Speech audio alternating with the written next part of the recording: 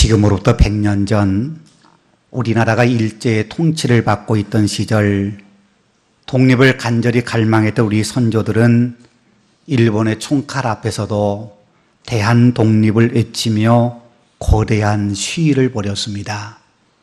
우리가 잘 알고 있는 3.1 운동입니다. 3.1 만세 운동이 시작되고 난 직후에 기독교인들에게 독립단 통고문이라는 문서가 배포되었습니다. 독립단 통고문이라고 하는 것은 1919년 3.1 운동 당시 뉴욕의 대한인 독립단에서 작성하여 3월 3일 전국에 배포된 것으로 일종의 3.1 운동 행동 강령과 같은 것입니다. 거기에 이런 내용이 있습니다. 우리 존경하고 고귀한 독립단 여러분이여, 어떤 일에든지 일본인을 모욕하지 말고 돌을 던지지 말며 주먹으로 때리지 말라. 이는 야만인이 하는 바니 독립의 주의를 손상할 뿐이니 행여 각각 주의할지며, 신자는 매일 3차례 기도하되 일요일은 금식하며 매일 성경을 읽되 월요일은 이사야 10장, 화요일은 예레미야 12장, 수요일은 신명기 28장, 목요일은 야고보서 5장, 금요일은 이사야 59장, 토요일은 로마서 8장을 돌아가며 다 읽을 것이라. 여러분, 3.1 만세 운동은 철저한 비폭력 저항 운동이었습니다. 아무리 일본이 미웠더라도 일본인을 모욕하지 말고 그들을 향하여 돌을 던지지 말며 주먹으로 때리지 말라고 하는 이것은 기독교의 기본 정신이고 예수님의 정신입니다. 폭력을 행사하는 것은 당시 우리 국민들이 추구했던 독립이라는 목적을 이루는데 오히려 그 정신과 의도를 훼손하고 손상할 뿐이기 때문에 폭력은 어떤 경우에도 안 된다는 겁니다.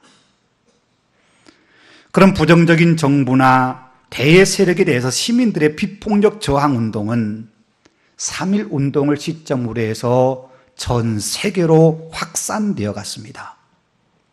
일본의 항거하는 중국의 오사운동, 그리고 영국의 지배로부터 독립하려는 인도 간디의 비폭력 불복종 운동에 이어서 1960년대 흑인 인권 운동을 펼치면서 비폭력 저항 운동을 했던 마틴 루터 킹 목사에게도 지대한 영향을 주었습니다. 그렇게 3.1 만세 운동이 비폭력 투쟁 운동의 효시나 다름이 없는 것이었습니다. 물론 비폭력 저항 운동에는 엄청난 희생이 따르기 마련입니다. 비폭력 저항 운동의 효신 3.1 만세 운동 때에도 우리나라 국민들은 엄청난 희생을 당해야 했습니다. 일본의 공식 통계로 사망자가 7,500명이라고 발표했는데 박은식 선생 등 독립운동가들은 사망자 수가 2만 명이 넘을 것이라고 추산하고 있습니다. 일본은 부상자가 15,000명이라고 했지만 부상자 역시 그 숫자보다 훨씬 더 많았을 겁니다. 붙잡혀 감옥에 갇힌 사람은 무려 5만 명이 넘었습니다. 그런 엄청난 희생을 치른 3.1 만세 운동이지만 그것을 통해서 우리 민족이 독립을 쟁취한 것은 아니었습니다. 그럼에도 3.1 만세 운동이 갖는 역사적인 의미는 아주 큽니다.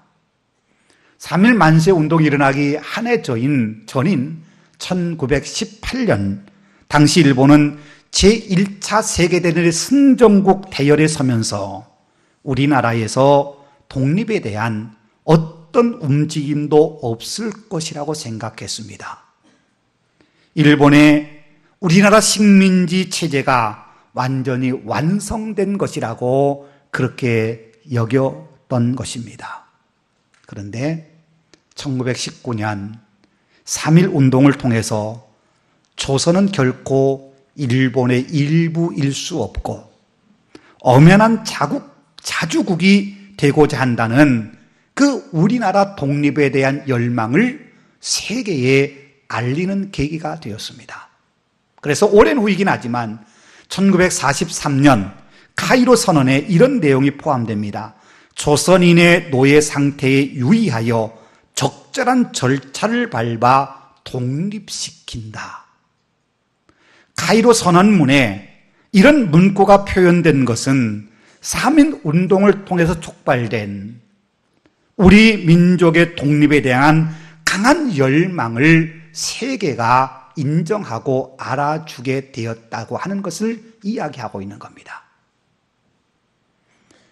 독립단 통고문에서 기독교 신앙을 갖고 있는 성도들은 매일 3차례씩 기도하고 주일에는 금식하며 매일 성경을 읽어야 한다고 권고하면서 월요일에는 오늘 우리가 읽은 본문이 포함된 이사야 10장의 말씀을 읽으라고 이야기해주고 있습니다. 오늘 본문은 북이스라엘이 아수르 제국에 의해서 멸망당한 직후에 주신 말씀입니다. 지금으로부터 약 2700여 년 전인 당시 중동 지역을 지배하고 있던 대부분의 중동 지역을 이 아수르 제국이 지배하고 있었습니다. 오늘날 미국과 중국에 비견될 정도로 막강한 힘을 가진 나라가 당시에는 아수르 제국이었다는 말입니다. 그런데 그 아수르 제국은 잔인하기로 소문이 나서 있었습니다. 그 잔인한 아수르 제국에 의해서 북이스라엘이 멸망을 당하고 말았습니다. 이스라엘은요, 다윗과 솔로몬 왕 시대에 엄청나게 부강한 나라였습니다. 비록 영토는 크지 않지만 주변 어느 나라도 쉽게 넘볼 수 없을 정도로 강한 힘을 가진 나라였습니다. 그런데 그렇게 강성했던 이스라엘이 솔로몬의 아들 르호보암 때에 나라가 둘로 나눠지게 됩니다.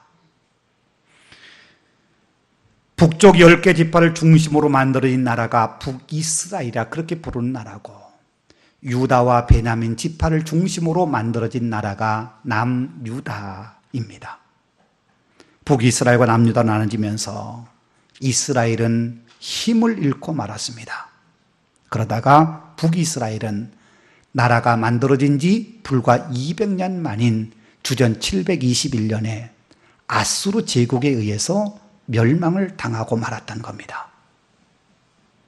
성경은 북이스라엘이 아수르 제국에 의해서 멸망당한 것이 하나님의 심판이었다고 말씀합니다. 실제로 하나님의 선지자들이 끊임없이 외친 말씀이 뭐냐면 하나님께로 돌아와라. 하나님께로 돌아오지 않으면 너희가 망하게 된다 하는 그 말씀이었습니다. 선자를 통해서 하나님께서 말씀하신 그 말씀을 듣지 않고 여전히 우상을 숭배하고 강대국들 틈바구니에서 강대국의 손을 잡아야 된다고 생각했던 북이스라엘은 결국 강대국이었던 아세르 제국에 의해서 멸망을 당하고 만 겁니다. 그렇게 북이스라엘 멸망시킨 아수르는 그 기세를 몰아서 남유다까지도 멸망시키기 위해서 남유다를 침공해 들어왔습니다. 당시 남유다는 그 거대한 세력인 아수르 제국과 맞서 싸울 힘이 없었습니다. 북이스라엘 멸망시킨 아수르 제국의 침입에 남유다 백성들이 할 수 있는 것은 두려워 떠는 것밖에 없습니다. 그때 하나님께서 오늘 본문의 말씀을 주십니다. 내용은 이렇습니다. 아수르를 두려워하지 말아라. 내가 아수르를 벌하여 아수르를 물리쳐 주마. 오늘 본문 12절입니다. 그러므로 주께서 주의 일을 시온산과 예루살렘에 다 행하신 후에 아수르 왕의 완악한 마음의 열매와 높은 눈의 자랑을 멸하시리라, 벌하시리라. 하나님께서 아수르를 벌하시겠다고 말씀하십니다. 하나님께서 아수르를 벌하신 이유는 쉬운 표현으로 말한다면 아수르가 너무 건방지게 굴었기 때문입니다. 마치 자신들이 하나님이라도 되는 것처럼 오만방자했던 겁니다. 그것을 13절, 14절에서 우리에게 가르쳐 줍니다. 이렇게 말씀합니다. 그의 말에, 아수르입니다. 아수르가 하는 말입니다. 나는 내 손의 힘과 내 지혜로 이 일을 행하였나니 중동 지역을 비롯한 세계 각국의 나라를 점령한 것이 마치 내가 힘이 있어서 내가 내 지혜를 가지고 한 것이다. 그렇게 자랑했다는 겁니다. 나는 총명한 자라 열국의 경계선을 걷어치웠고 수없이 많은 나라를 자기들 힘으로 마치 자기들 손아귀에 다 움켜쥐는 것처럼 자기들이 다 집어삼켰다는 겁니다. 그들의 재물을 약탈하였으며 또 용감한 자처럼 위에 거주한 자들을 낮추었으며 마치 자신이 하나님이라도 되는 것처럼 강한 왕이라고 말하는 세계 열방들을 다 자기가 짓눌러 자기 것 만들어버렸다는 거죠. 내 손으로 열국의 재물을 얻은 것은 새 보금자를 얻음 같고 온 세계를 얻은 것은 내버린 알을 주움 같으나 날개를 치거나 입을 벌리거나 지저귀는 것이 하나도 없었다 하는도다. 무슨 말입니까? 주변 나라를 점령하면서 그 어떤 저항도 없었다는 겁니다. 막강한 힘으로 밀어붙이니까 그 앞에 어떤 나라도 저항하지 못하고 자기들 힘으로 모든 걸 다 빼앗을 수 있었다는 겁니다. 여러분, 얼마나 건방진 말입니까? 자신의 힘으로 세상의 모든 나라를 제 손아귀에 넣었다고 뽀기고 있는 겁니다. 하나님께서 허락하지 않으시면 할 수 없고 불가능한 일인데도 마치 자신이 하나님이라도 되는 것처럼 내 힘으로 했다, 내 능력, 내 지혜로 했다고 모든 것이 내가 했다고 자랑하고 있는 겁니다. 그런데 오늘 본문에서 하나님께서는 그런 아수르를 그냥 내버려 두지 않겠다고 말씀하십니다. 그리고 실제로 아수르 제국은 얼마 지나지 않아 신흥 강대국인 바벨론에 의해서 멸망당하고 맙니다. 여러분, 성경으로 끊임없이 말씀하십니다. 하나님은 교만한 자를 물리치십니다. 하나님은 거만한 사람을 반드시 꺾으십니다. 오만에 가득한 권력은 아무리 힘이 있어 보인다 할지라도 반드시 하나님의 심판을 받을 때가 있습니다. 그것은 예나 지금이나 세계 어느 곳에서나 동일하게 적용되는 하나님의 법칙입니다. 특별히 자신들이 가진 힘이나 권력을 이용해서 약한 자들을 괴롭히고 자기들의 욕망과 이익을 갈취하는 사람이나 민족에 대해서는 반드시 하나님께서 심판하십니다. 그런데 어리석은 세상은 자기 도취에 빠져서 그런 하나님의 심판을 의식하지 않습니다. 두려워할 줄 모릅니다. 특별히 권력을 손에 쥐면 마치 자신이 하나님이라도 되는 것처럼 권력을 휘두릅니다. 강대국들이 약소국가를 경제적으로 압력을 주면서 압박을 가하는 것도 그런 이유 때문입니다. 마치 2700년 전에 아수르 제국이 그랬던 것처럼 오늘날 강대국들이 힘없는 약소국가들을 자신들이 가진 힘으로 압제하고 경제력으로 그들을 통치하려고 하고 하나님의 심판을 두려워하지 않고 온 세상을 주관하신 하나님의 통치를 잃어버리고 자신들이 마치 하나님의 자리에 앉은 자처럼 자기들의 힘을 가지고 힘없는 사람들, 힘없는 나라를 압제하는 나라에 대한 하나님의 심판이 반드시 있다는 겁니다. 앞서 말씀드린 독립단 통고문에서 알 수 있듯이 우리 믿음의 선배들은 오늘 본문에 나오는 아수르 제국의 모습에서 일본의 모습을 보았던 겁니다. 그렇게 매주 월요일이 되면 이사야 10장의 말씀을 읽으면서 하나님의 심판에 의해서 교만한 목이 꺾일 일본을 생각했던 겁니다. 오만한 권력을 하나님이 반드시 물리쳐 주신다는 사실을 믿었기 때문에 이 말씀을 읽으라는 겁니다. 여러분 기억하십시다. 세상의 그 어떤 권력도 아무리 힘이 센 강대국이라 하더라도 하나님을 이기진 못합니다. 자기들이 하나님이라 된 듯 건방지게 굴며 힘없는 나라를 괴롭히는 자들은 반드시 하나님께서 물리치십니다. 3.15 100주년을 맞는 우리는 바로 이런 하나님을 기억하며 오만한 자를 물리치는 하나님을 바라보아야 됩니다. 하나님은 지금도 살아 역사하시는 하나님이시기 때문입니다. 세상의 역사가 강대국에서 만들어지는 것이 아니라 하나님의 주권에 의해서 움직이게 된다는 사실을 우리가 믿음으로 고백하며 살아야 합니다.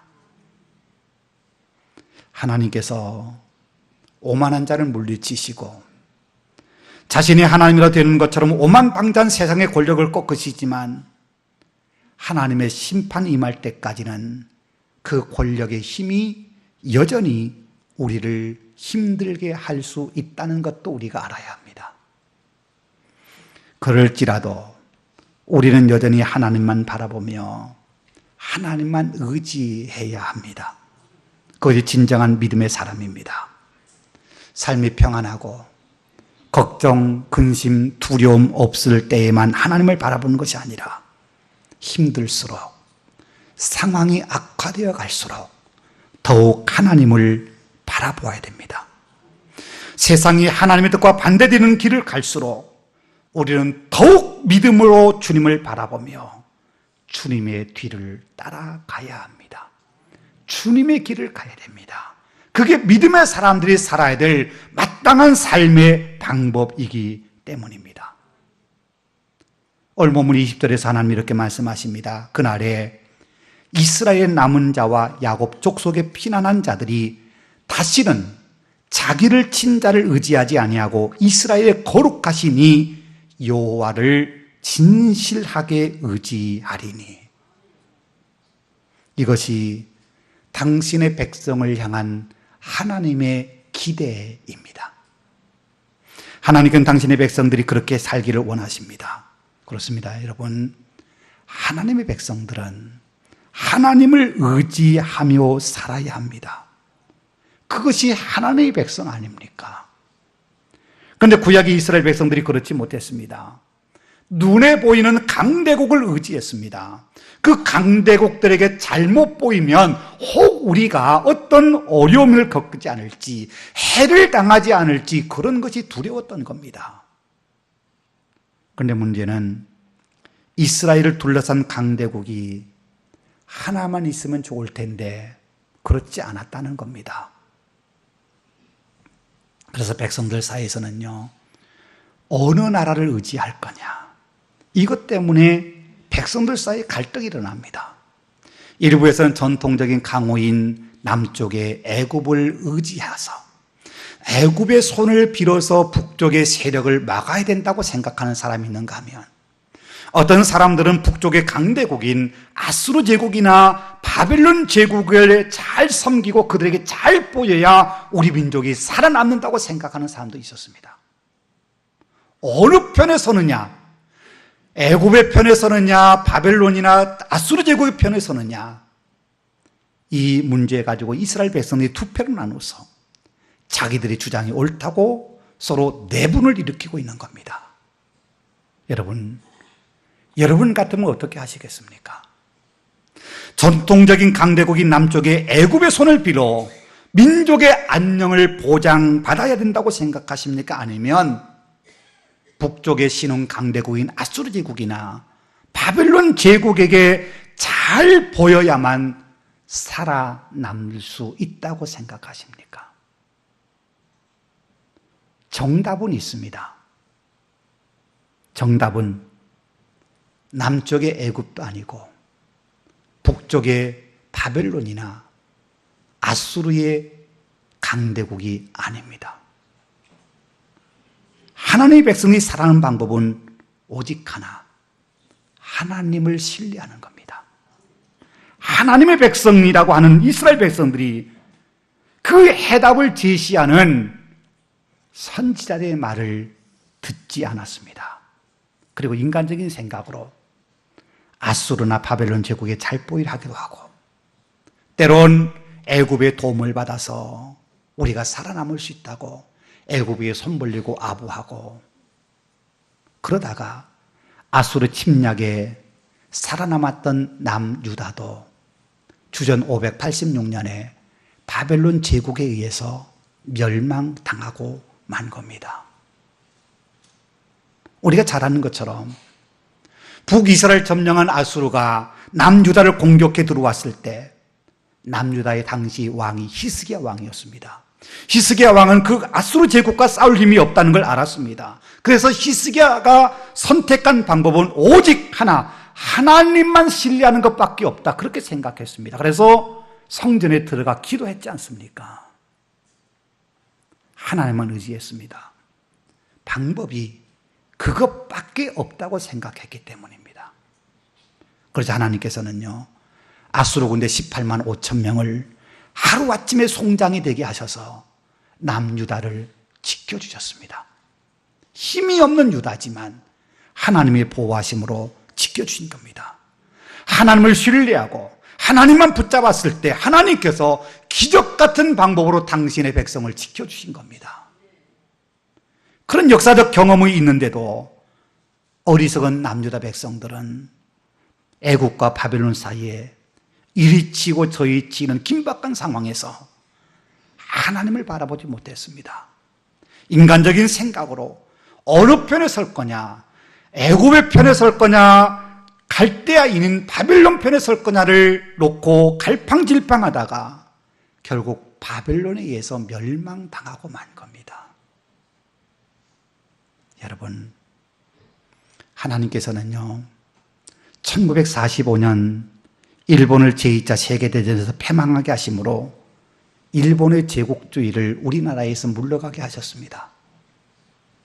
엄밀하게 말하면 우리의 힘으로 우리나라가 일본으로 독립되고 해방된 것이 아니라 하나님께서 일본과 독일을 패망케 하심으로 우리는 어부지리로 독립을 얻을 수 있었던 겁니다. 물론 그 사이 수없이 많은 독립운동들이 있었고 엄청난 독립운동가들의 희생이 있었던 건 분명합니다.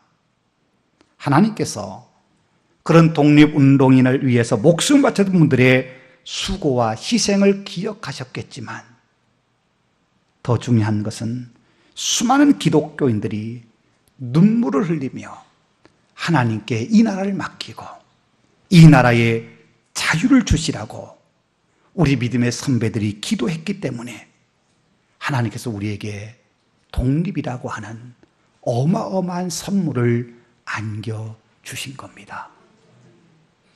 그렇다면 오늘 우리의 선택에도 분명한 해답을 얻을 수 있습니다. 이번 주 수요일과 목요일에 북미 정상회담이 베트남에서 열립니다. 두 번째로 열리는 이번 북미 회담에서 한반도에 평화의 깃틀이 놓여지는 중요한 성과가 있기를 기대합니다. 그러나 여러분, 분명히 우리가 알아야 할 거 하나 있습니다. 미국이요, 자기들 힘으로 비핵화와 평화 구축이라는 역사적인 큰 일을 만들어 내릴 수 있는 것이 결코 아니라는 사실입니다. 결국 미국도 자기들에게 이익이 되지 않는다면 언제든지 이 일을 틀어버릴 수 있습니다. 여러분, 트럼프 대통령이 누굽니까? 사업가 출신입니다.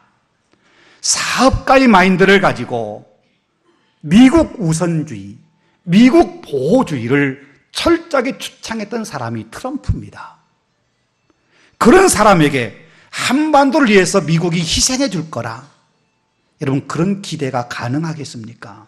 자기들에게 유익이 있으니까 그 일을 하려고 하는 거지요. 여러분, 하나님이 하셔야 됩니다. 하나님이 역사하셔야 우리가 기대하지 못했던 놀라운 일들이 우리 앞에 선물로 주어집니다. 어쩌면 지금 우리 한국교회가, 그리고 한국교회 우리 기독교인들이 더 힘써 기도해야 될 때입니다. 미국이냐 중국이냐를 선택하는 것이 아니고 하나님이냐 세상의 힘이냐를 선택해야 할 때가 지금입니다. 전통적인 우방인 미국을 의지한다고 우리나라가 평화를 되찾는 것도 아니고, 신흥 강대국으로 부상한 중국과 더 친해져야 우리가 살아남을 수 있는 것도 아닙니다.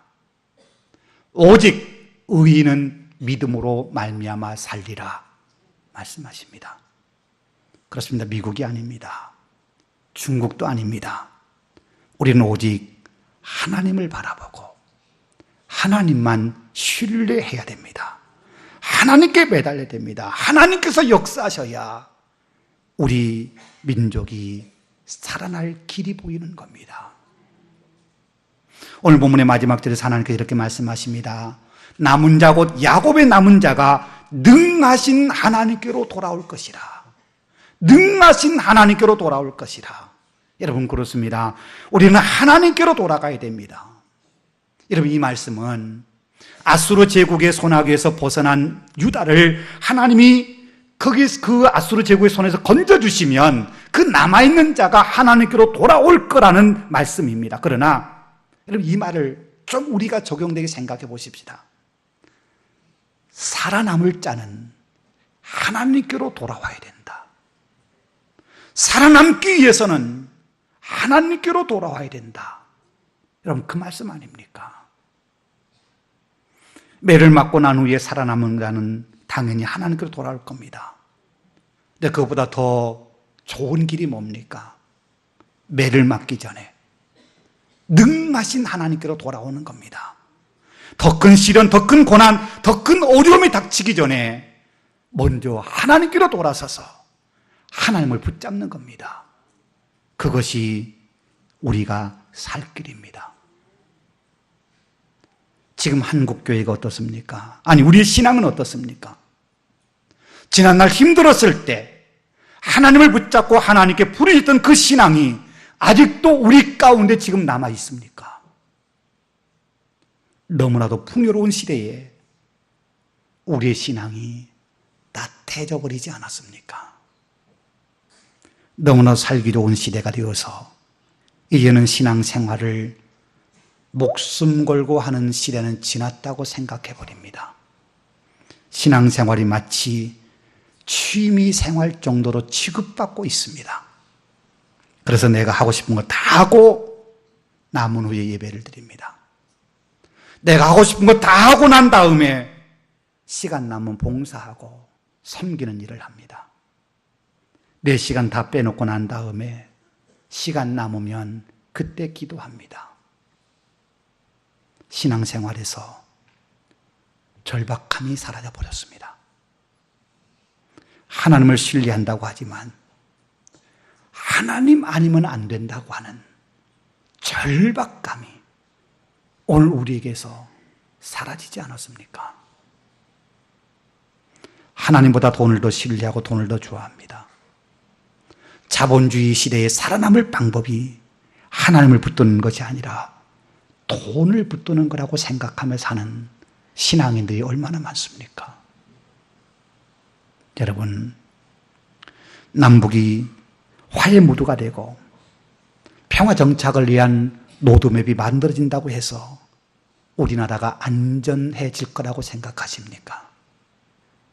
지금 우리 사회를 흔드는 여러 가지 혼란을 생각해 보십시다. 빈부격차로 날로 심각해지면서 생겨난 빈부의 갈등, 노인과 젊은이 사이에 일어나는 세대 갈등, 남자와 여자의 성 갈등, 젠더 갈등, 진보와 보수의 이념 갈등, 오랫동안 우리 사회를 갈라놓았던 지역 갈등 등 우리 사회를 편안하게 만들지 못한 요소들이 우리 안에 얼마나 많이 있습니까? 그런 갈등이 해결되지 못한 채 북한이 핵을 포기한다고 모든 문제가 사라지는 것은 결코 아닙니다. 우리는 이 시대에 이런 갈등의 현장 속에서 더 많이 기도해야 됩니다. 하나님이 우리 가운데 역사하시도록, 하나님이 우리 민족을 긍휼히 여기시도록 기도해야 됩니다. 우리 하나님은 능하신 하나님이십니다. 우리가 해결하지 못할 문제를 해결하실 수 있는 힘이 우리 하나님께 있습니다.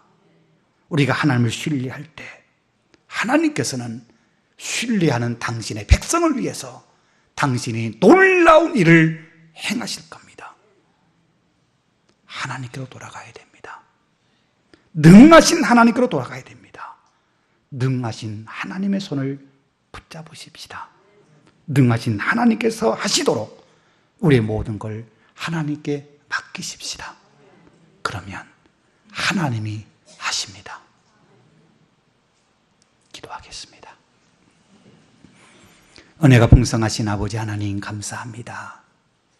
우리 민족을 사랑해 주셔서 마지막 때 하나님이 쓰시고자 이렇게 놀라운 은총을 베푸시고 일제 압제로부터 35년 동안 고통받았는데 우리 민족의 독립을 해방을 주셔서 마지막 시대에 하나님의 놀라운 역사를 위해 쓰임받게 하시니 감사합니다. 이를 만들기까지 우리 민족이 3.1 만세 운동을 통해서 참 많은 사람이 희생당하고 많은 사람이 어려움을 겪었지만 독립을 향한 열망을 하나님께 보여드리고 온 기독교인들이 하나님 앞에 기도함으로 갈망하는 그 마음을 주님께 맡겨드림으로 하나님 놀라운 역사가 우리 민족 가운데 일어남을 우리가 믿습니다. 오늘 우리 시대에 우리에게 원하시는 하나님의 뜻을 이루기 위해서 우리 민족을 사용하시는 하나님의 뜻을 이루기 위해서 우리가 더욱 하나님을 붙잡고 하나님을 의지하고 하나님만 바라보는 믿음으로 우리가 더 기도하게 하시고 절박한 마음 가지고 주님을 신뢰하고 주님 길을 따라 걷는 믿음의 사람들 다 되게 하여 주옵소서. 예수님 이름으로 기도하옵나이다. 아멘.